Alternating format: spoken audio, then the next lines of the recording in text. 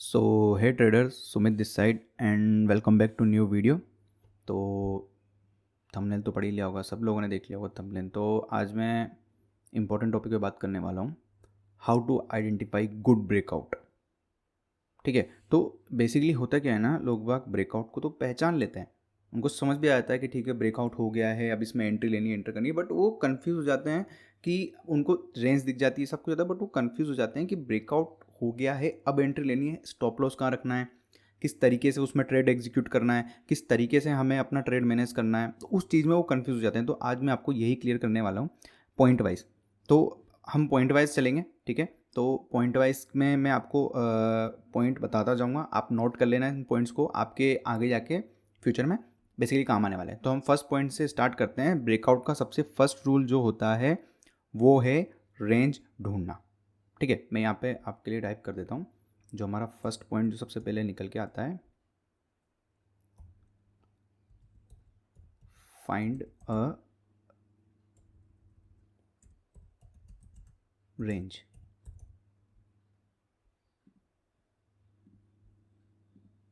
ठीक है, ये हमारा सबसे पहला पॉइंट निकल के आता है, फाइंड अ रेंज। अब रेंज है ना, रेंज हमारे पास क्या है, दो तीन तरह की होती है, लाइक ट्रेंड लाइन रेंज, ठीक है, और जो साइडवेज जो स्क्वायर शेप रेंज होती है। आई थिंक जो ट्रेडिंग कर रहे हैं इतने टाइम से उनको पता होगा, बट जो ट्रेडिंग नहीं करते उनको समझाने के लिए मैंने ऑलरेडी यहाँ पे चार्ट्स खोले हुए हैं। लाइक ये आपको विप्रो का चार्ट दिख रहा होगा, मैं रेंडमली आपको एक दो चार्ट में और दिखा दूंगा, बट यहाँ पे आपको है ना क्लियरली एक ट्रेंड लाइन रेंज का एग्जाम्पल दिख रहा है कि आपको जो रेंज है वो किस तरह से देखनी है।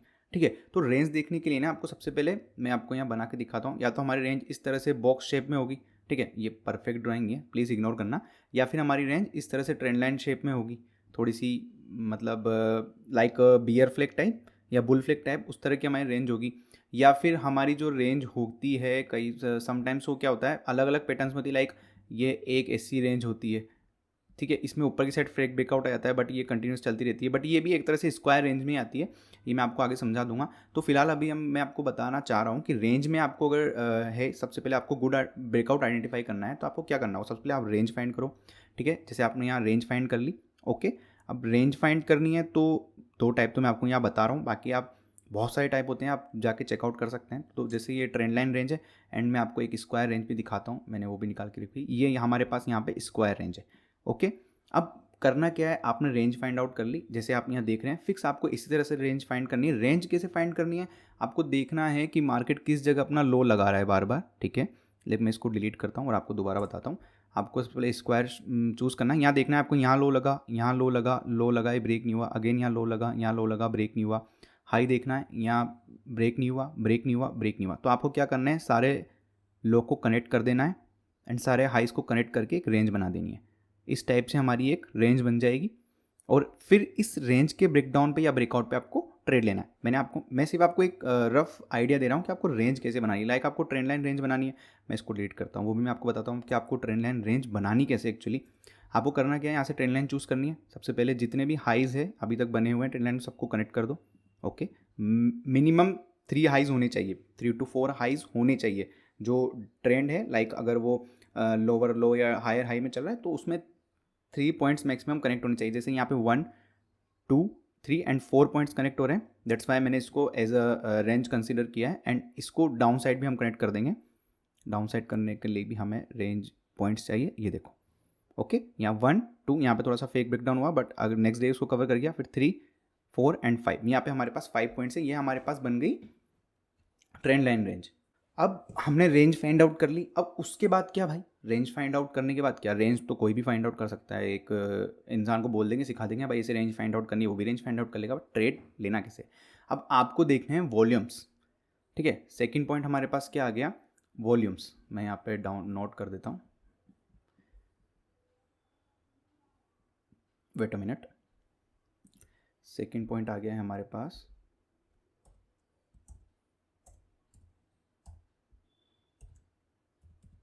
Volumes, okay. अब वॉल्यूम्स कैसे देखने हैं, अब ये तो सभी जानते हैं कि बेसिकली अगर किसी रेंज का ब्रेकआउट या ब्रेकडाउन हो रहा है तो वहाँ पे क्या होता है, लाइक जैसे मैंने आपको अभी ये रेंज बताई, यहाँ पे अगर मान लो ब्रेकडाउन हो रहा है तो यहाँ लोग क्या सोचेंगे, जो प्रो ट्रेडर्स है या जो पहले से ट्रेडिंग कर रहे हैं वो क्या सोचेंगे कि यार इतनी बार इसका लो बन चुका है और आज इस लो का ब्रेकआउट आ रहा है या ब्रेकडाउन आ रहा है, तो वो सब यहाँ सेल करेंगे। ओके, उन सब का माइंडसेट ये है ना कि आप इस स्टॉक को या इस पर्टिकुलर इक्विटी को हमें सेल करना है, तो वो सारे मिलकर इसको सेल करेंगे। तो जब वो सारे मिलकर सेल करेंगे तो क्या होगा, वॉल्यूम्स अप हो जाएंगे। वही हमें देखना है कि यहाँ पे वॉल्यूम्स क्या हुए हैं। देखें, आते हैं हम वॉल्यूम्स पे। एक सेकंड में थोड़े ये इंडिकेटर्स हाइड कर देता हूँ, सिर्फ वॉल्यूम ऑन रखता हूँ मैं, वेट अ मिनट। ठीक है, अब हम वॉल्यूम एनालिसिस करते हैं। यहाँ पे देखते हैं यहाँ कितने कम वॉल्यूम से आपको दिख रहे हैं। मैं इसको थोड़ा और जूम कर देता हूँ ताकि आपको एक रफ सा आइडिया हो जाएगा। ठीक है, आपको दिख रहा होगा यहाँ कितने कम वॉल्यूम्स थे, नो वॉल्यूम्स, कोई वॉल्यूम नहीं है। सडनली यहाँ पे जब, ठीक है, इस ब्रेकडाउन पे भी कोई वॉल्यूम्स नहीं है, आपको कंफर्मेशन नहीं मिला है अभी तक कि ब्रेकडाउन आ चुका है। बट जब यहाँ से मार्केट ने इस कंसोलिडेशन को ब्रेक कर दिया ना, तो यहाँ से सडनली वॉल्यूम आना स्टार्ट हो गया इसी कैंडल से, और फिर देखो कितने हेवी वॉल्यूम के साथ वो गिरा है। ठीक है, बेसिकली यहाँ पे साइकोलॉजी क्या रहती है या फिर माइंडसेट क्या रहता है कि चलो ठीक है, इतने टाइम से रेंज में था, बायर्स इसको निकाल नहीं पाए, सेलर्स निकाल दिया, तो और सेलर्स ऐड होंगे। मैं ट्रेंड लाइन वाले में भी चलो देखते हैं क्या होता है। यहाँ पे बाइंग साइड पे गया हुआ है, दोनों एग्जाम्पल के पास, सेलिंग का भी और बाइंग का भी। यहाँ पे क्या हो रखा है, यहाँ पे आया, मार्केट ने ब्रेकआउट दिया। ठीक है, देखते हैं यहाँ पे क्या हुआ मार्केट। यहाँ पे भी मैं वेट अ मिनट हाइड कर देता हूँ ताकि आपको क्लियर व्यू मिले। ठीक है, आप यहाँ देख पा रहे होंगे नीचे यहाँ पे क्या हो रखा है, मार्केट ने सबसे पहले यहाँ ब्रेकआउट दिया, कोई वॉल्यूम्स नहीं थे, कंफर्मेशन नहीं थी, क्योंकि मार्केट आया, इसको रीटेस्ट करके जब अगेन गया ना, तब मार्केट में देखो जब इसका हाई ब्रेक किया तो कितने हैवी वॉल्यूम्स मार्केट में यहाँ पे हुए। यहाँ पे कितने कम वॉल्यूम्स आप देख रहे हो, यहाँ एवरेज वॉल्यूम्स के भी कम से कम 2 या 3 टाइम्स इसके वॉल्यूम्स इसमें बने, क्योंकि यहाँ पे सबका माइंडसेट फिर चेंज हुआ ना। जो सेलर्स थे वो भी बायर्स में कन्वर्ट हो गए कि नहीं यार, इसमें तो ब्रेकआउट आ गया है, अब इसको तो, इस स्टॉक को तो खरीदना ही पड़ेगा। मजबूरी वाली बात हो गई उनके लिए कि अब इसको बेच नहीं सकते, इसको खरीदना ही पड़ेगा। तो उन्होंने यहाँ खरीदा और देखो वहाँ से एक अच्छी खासी रैली मिली। सेम इस वाले स्टॉक में भी हमारे साथ हुआ, यहाँ से ब्रेकडाउन हुआ और एक अच्छी खासी रैली मिली। तो सेकंड पॉइंट मैंने आपको जो बताया, कवर अप किया है आपके सामने कि वॉल्यूम्स। फर्स्ट पॉइंट हमारे पास क्या हुआ, अच्छा ब्रेकआउट फाइंड करने के लिए रेंज होनी चाहिए, दूसरा हमारे पास वॉल्यूम्स होने चाहिए। अब हम थर्ड पॉइंट की तरफ जाते हैं, वो होता है टाइमिंग। यस, जिस पॉइंट के आई थिंक मेरे को लगता नहीं किसी को वैल्यूएबल लगेगा पॉइंट ये, बट मैं आपको समझा रहा हूँ कि ये टाइमिंग इंपॉर्टेंट क्यों होती है। ठीक है, टाइमिंग मीन्स ये नहीं कि भाई दिन के 4 बजे 5 बजे, नहीं, मैं उस टाइमिंग की बात नहीं कर रहा हूँ। मैं टाइमिंग की बात कर रहा हूँ किस टाइम ब्रेकआउट आ रहा है, कोई न्यूज़ आने वाली है, लाइक आपको स्टॉक मान लो ट्रैक करो, आप एक्सिस बैंक को ही मान लो आप ट्रैक कर रहे हो। हम यहाँ पे आ जाते हैं। ठीक है, ये 2020 का मार्केट है मेरे ख्याल से, जब लॉकडाउन लगा था, आई थिंक तभी की बात है ये, हाँ तभी की बात है। क्या था, आपने टाइमिंग क्या देखी, यहाँ पे कंसोलिडेशन था, सबने देख लिया भाई कंसोलिडेशन है, ठीक है, सबने ब्रेकडाउन भी देख लिया, बट एंट्री कौन ले पाया आप करेक्ट टाइम पे, जिसको पता था कि हाँ ये टाइमिंग है, मार्केट में कोरोना की न्यूज़ चल रही है, मार्केट फॉल हो सकता है, उसने वो टाइमिंग पकड़ी और यहाँ पे उसने एंट्री ली। ये मैं, ऐसा नहीं है कि हर स्टॉक में आपको पर्टिकुलर टाइमिंग मिलेगी, कई बार होता है कोई न्यूज़ ना हो फिर भी ब्रेकआउट हो जाए क्योंकि वो अपनी रेंज छोड़ रहा है बेसिकली। बट टाइमिंग अगर आपको ध्यान रखनी है, लाइक किसी का रिजल्ट आने वाला है तो आप उसका ध्यान रख सकते हैं कि हाँ भाई रिजल्ट आएगा। लाइक इसमें आप देख सकते हैं कोई ना कोई फंडामेंटल न्यूज़ हो, या टेक्निकल तो बोल ही रहा है हमारा कि रेंज के बाहर निकल रहा है, बट आप एक बार फंडामेंटल न्यूज़ भी चेक करो। अगर आपको फंडामेंटल न्यूज़ का भी मिल जाएगा ना साथ, तो आपको लगेगा हाँ ठीक है मेरा ट्रेड अब हाईली कन्फर्म है एंड ये अब जाने वाला है। टाइमिंग से इन द सेंस मेरा मतलब ये नहीं है कि आप दिन भर ही ट्रैक करो या पूरे टाइम ही उसको ट्रैक करते रहो, नहीं, आपको बस नज़र में रखना है कि हाँ भाई आपको मिल गया स्टॉक, हाँ भाई ये रेंज में चल रहा है, आप उसके बारे में न्यूज़ ट्रैक करते रहो, क्या न्यूज़ आ रही है क्या नहीं आ रही है।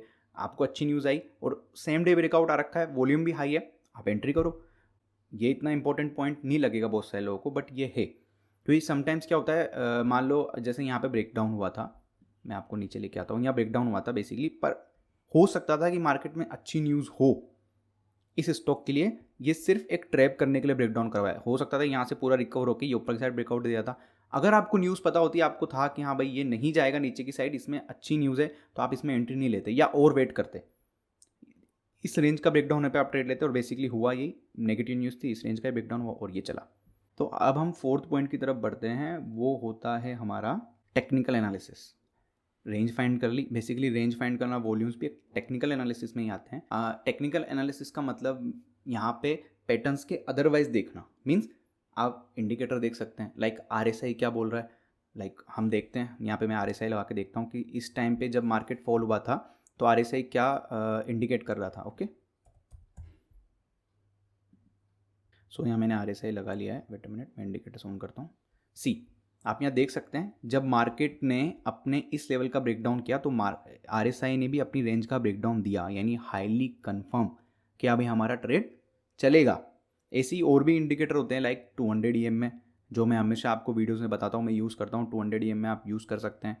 ओके, और उसके अलावा भी अगर मैं आपको बताऊँ तो वीवेव होता है, आप उसका भी यूज़ कर सकते हैं। टेक्निकल एनालिसिस से मेरा मतलब है कि पैटर्न्स तो है ही, उसके अलावा जो इंडिकेटर्स हमारे जो यूज़फुल है like RSI, MACD, stochastic RSI, ये सब चीज़ें भी आप चेक कर सकते हैं। ये भी एक इंपॉर्टेंट पार्ट होता है ट्रेडिंग का। अगर आप स्विंग लेके जा रहे हैं, मैं ये चीज़ आपको इंट्राडे पे भी बताऊंगा कि आपको कैसे करनी है। मैं अभी आपको ये भी बताऊंगा स्टॉप लॉस कहाँ रखना है और एंट्री कहाँ लेनी है। अब लास्ट पॉइंट की अगर मैं बात करूँ तो वो होता है हमारा रिस्क मैनेजमेंट। आपने एंट्री ले ली, सब कुछ कर लिया भाई, पर रिस्क मैनेजमेंट भी तो इंपॉर्टेंट है ना। अगर आप रिस्क मैनेजमेंट के बिना कुछ भी एंट्री करोगे तो फिर उसका मतलब क्या है? उसका मतलब क्या आ जाएगा फिर? कि वो तो वही वाली बात होगी ना कि आपने एंट्री ले ली और रिस्क मैनेज ही नहीं करा, तो आप घबरा रहे हो अगर आप मार्केट आपके अगेंस्ट जा रहा, तो नहीं, वो नहीं करना है। आपको रिस्क मैनेजमेंट रखना है प्रॉपर। लाइक एग्जांपल देता हूँ, आपने यहाँ एंट्री करी, आपकी रिस्क कैपेसिटी थी 10,000 मान लेते हैं, तो आपने यहाँ एंट्री कर ली ऑलमोस्ट 670 पे 1000 क्वांटिटी में आपने एंट्री कर ली और आपने एसएल लगाया यहाँ का ऑलमोस्ट, ये हमारी एंट्री थी 674 और ये हमारा एसएल था 700, यानी ऑलमोस्ट 30 पॉइंट के एसएल हम मान के चलते हैं। तो आपका रिस्क कितना हो रहा है यहाँ पे? 30,000। रिस्क कितना लेना चाह रहे हो? 10,000। तो आपको कितनी क्वांटिटी रखनी है? जितने में आपका सिर्फ 10,000 का लॉस हो, यानी 1000 टाइम से 1000 के हिसाब से हमको कम कर देनी है वो क्वांटिटी। ओके, लाइक आपको यहाँ पे फिर क्वांटिटी लेनी है आपको 30 पॉइंट्स के लिए, तो 300 क्वांटिटी करो, 350 कर लो ना, उसमें आपको 10,000 की रिस्क है। बट आप प्रॉफिट जब बना रहे हो तो आप 1:2, 20, 30, 40 इस हिसाब से आप अपना एज्यूम कर सकते हो। रिस्क मैनेजमेंट से मेरा मतलब है कि आपने अगर डिसाइड किया है कि इस ट्रेड में मेरा 10,000 ही जाना चाहिए, तो 10,000 ही जाना चाहिए, हैवी क्वांटिटी नहीं जानी है। आपने ब्रेकआउट भी फाइंड आउट कर लिया, आपको वॉल्यूम्स भी मिल गए, आपको टाइमिंग भी सही मिल गई, तो रिस्क मैनेज करो और उसमें ट्रेड करो। लाइक यहाँ पे आप सही हो कि हाँ भाई आपका व्यू सही है, बट मार्केट अगर थोड़ा सा भी आपके अगेंस्ट आता है तो जैसे ही आपको 10,000 की रिस्क दिखेगी ना, जो कि आपको 10 पॉइंट में दिख जाएगी, आपका एसएल 30 पॉइंट का है, तो 10 पॉइंट में आप डरने लगोगे कि यार मुझे ट्रेड कट कर देना चाहिए, यहाँ से मेरे को लॉस हो सकता है। नहीं, बट जैसे ही आप ट्रेड कट करोगे ना, वो उसके थोड़ी देर बाद ही आपके फेवर में आ जाएगा। अब आपकी अगर क्वांटिटी कम होगी तो जब वो आपके अगेंस्ट जाएगा, लाइक आपने 300 क्वांटिटी ली तो 10 पॉइंट आपके अगेंस्ट गया हो तो 3,000 का लॉस, 20 गया तो 6,000 का लॉस। आप तब तक नहीं डरेंगे जब तक आपका 10,000 का लॉस आपको शो नहीं होने लगेगा।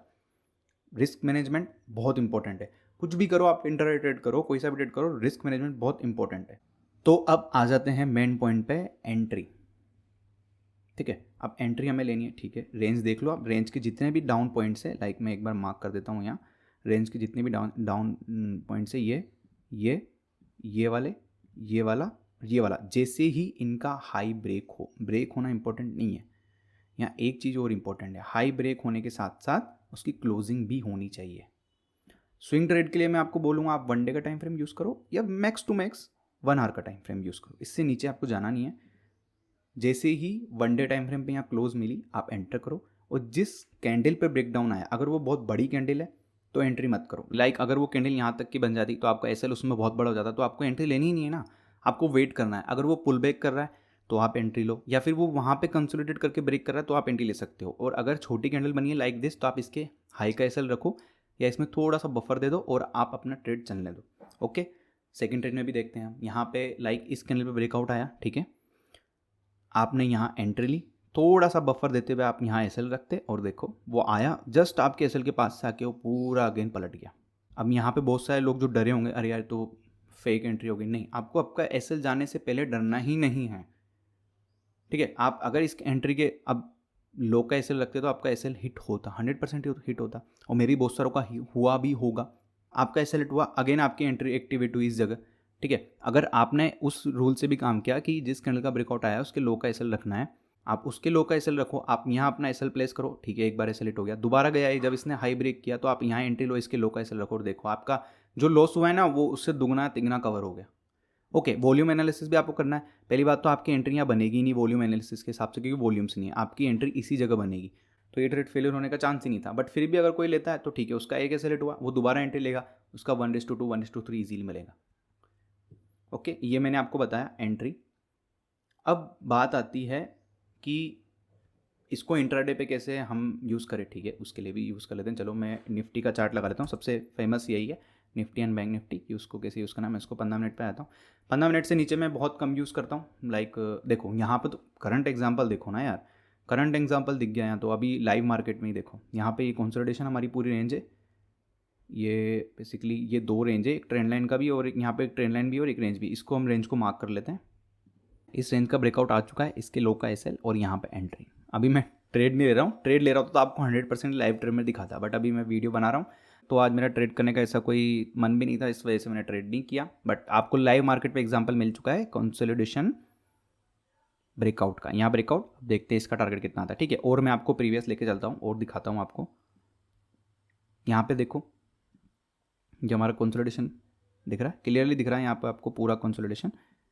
ओके, मैंने पूरा का पूरा कंसोलिडेशन मार्क कर दिया, ब्रेकआउट आया यहाँ पे, इसके लो का एसएल डालो और बूम, कितना अच्छा टारगेट आपको मिला, देखो कंटिन्यूसली उसने हिट किया, ठीक है। और ऐसा नहीं है कभी आपके एसएल नहीं जाएंगे, एसएल जाएंगे, बट मैं आपको एग्जांपल बता रहा हूँ कि आप इसको कैसे यूज़ कर सकते हो। एंड सॉरी बैकग्राउंड में अगर थोड़ी नॉइज़ आ रही हो तो आई थिंक यहाँ पे काम चल रहा है पास में, दैट्स वाई। अब यहाँ पे आपको एक और एग्जांपल रेंज का, ये रेंज हमारी, ठीक है, रेंज है, प्रॉपर दिख रहा है हमारे पास रेंज है। इसका ब्रेकडाउन आया नहीं आया, यहाँ प्रॉपर नहीं आया, यहाँ पे आया, बट ये बेसिकली हमारी रेंज यहाँ पे है, बट इसने थोड़ा सा यहाँ पे आया, कवर कर गया, यहाँ पे आया अगेन कवर कर गया, बट ब्रेकडाउन हमारा इस कैंडल पे आ चुका था, क्लोज मिल चुकी थी, इसके हाई का एसएल लगाओ आप रखते, आपको टारगेट मिल जाता आपका 1:2 जो भी आप रख रहे हैं।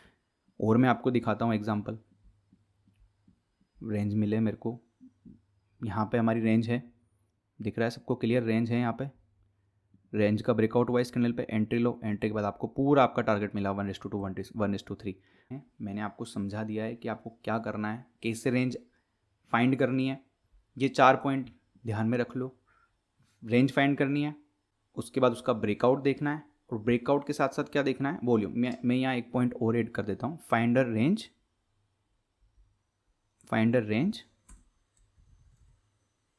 And breakout. ओके, ये सही है, find a range and breakout, ये सही है। रेंज फाइंड करनी है, उसका ब्रेकआउट देखना है, ब्रेकआउट वाली कैंडल का वॉल्यूम देखना है, वॉल्यूम हाई है, एंट्री लेनी है, जिस कैंडल का ब्रेकआउट आया उसके लो का एसएल लगाना है। टाइमिंग अच्छी चीज़, अगर आप इसको इन्वॉल्व करोगे अपने ट्रेडिंग में तो ये बहुत अच्छा वर्क करेगी। एंड मैं यूज़ करता हूँ बेसिकली, कई बार मैं चार्ट्स वगैरह देखता हूँ और मुझे लगता है ब्रेकआउट आया, मैं उस स्टॉक के बारे में सर्च करता हूँ, फंडामेंटल एनालिसिस देखता हूँ।